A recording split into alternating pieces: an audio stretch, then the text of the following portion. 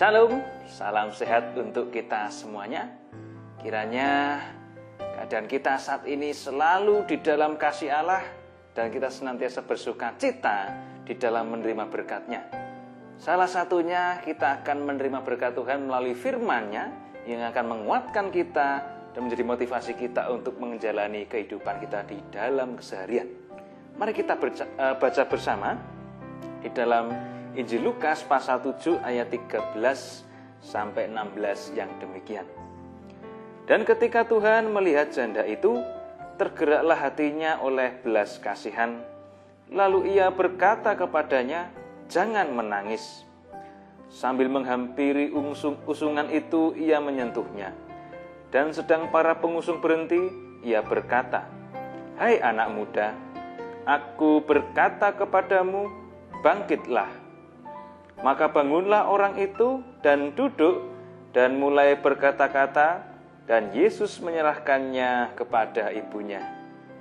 Semua orang itu ketakutan dan mereka memuliakan Allah, sambil berkata, "Seorang nabi besar telah muncul di tengah-tengah kita, dan Allah telah melawat umat-Nya." Peristiwa ini merupakan salah satu mukjizat yang dilakukan oleh Yesus kepada seorang muda di Nain, yang mana ia membangkitkannya dari kematian. Namun bisa kita bayangkan, seandainya ada Butejo yang menyaksikan kejadian itu, mungkin sama seperti apa yang dibicarakan bersama ibu-ibu yang lain dalam film Tilik itu. Ada gosipnya dan juga ada nyinyirnya yang dikatakan oleh Butejo. Misalnya seperti ini, itu Tuhan Yesus ngapain sih kayak gitu? Pengen cari tenar aja kayaknya itu. Atau mungkin dia juga bisa berkata, "Loh, kuasa dari mana itu? Orang sudah mati kok bisa bangkit lagi?" Atau juga mungkin sebagai netizen ketika melihat kejadian itu, "Wah, ini usaha untuk mencari pengikut saja, untuk mencari nama baik saja," dan lain sebagainya. Nyinyir, dan nyinyir. Tetapi untung saja para pengikut Tuhan Yesus dan orang-orang di sana tidak demikian. Puji Tuhan. Lalu apa sih yang menyebabkan kehidupan kita itu kok sering ada nyinyirnya, sering ada rasa tidak enak ketika melihat sebuah karya orang lain atau ketika kebaikan orang lain itu dianggap bahkan menghargai orang lain, tetapi kok kita tidak? Karena fokus kita bukan pada apa yang dilakukan oleh orang lain, tetapi kita fokusnya ke orang itu. Wah, orang itu dapat pujian, orang itu dapat nama baik, orang itu terkenal, pendukungnya banyak dan lain sebagainya. Ini yang sering kali membuat relasi kita dengan sesama kita itu berkurang, bahkan mungkin terputus. Mari saudara-saudara yang terkasih, kita kurangi rasa nyinyir itu, kita kurangi rasa iri kepada orang lain. Dengan apa? Sama seperti apa yang dilakukan oleh orang-orang di sekitar Tuhan Yesus saat itu ketika menyaksikannya. Mereka takut bahkan memuliakan Allah.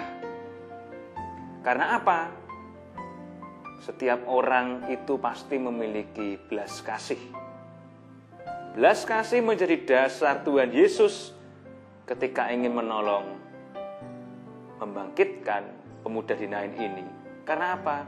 Ibunya sudah janda, kalau ditinggal anaknya mati, dia sendirian dan sebatang kara. Dan dengan belas kasih itu, Yesus dengan tulus menolong si janda itu tadi.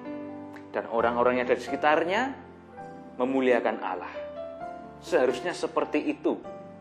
Kebaikan yang didasari dengan belas kasih, respon seseorang yang menyaksikannya tetap memuji syukur dan memuliakan Allah yang memperbolehkan dan memberikan peristiwa itu menjadi sebuah berkat dan menyatakan kasih Allah di dalam kehidupan kita.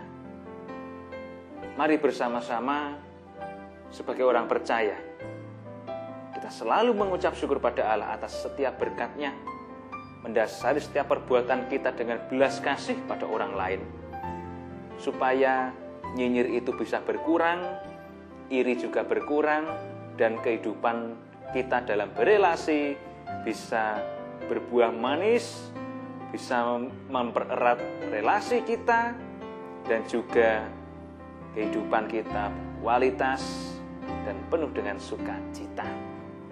Demikianlah firman Tuhan hari ini. Kiranya berkat dan kasih Allah selalu mengalir di dalam kehidupan kita sampai selama-lamanya. Amin. Mari kita berdoa.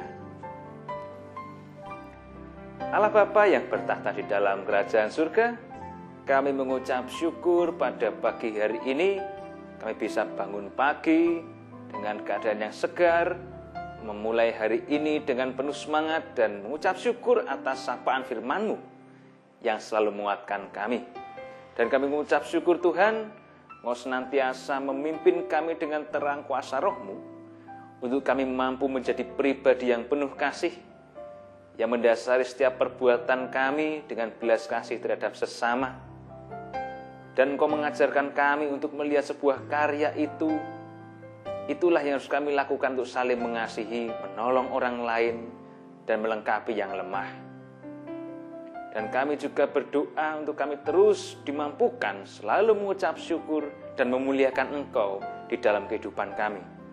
Bahwa Engkaulah sumber kehidupan kami, sumber sukacita kami, dan sumber kekuatan untuk kami bisa melewati hari demi hari.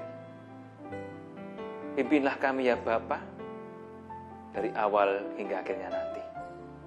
Di dalam nama Tuhan Yesus Kristus, kami berdoa dan mengucap syukur.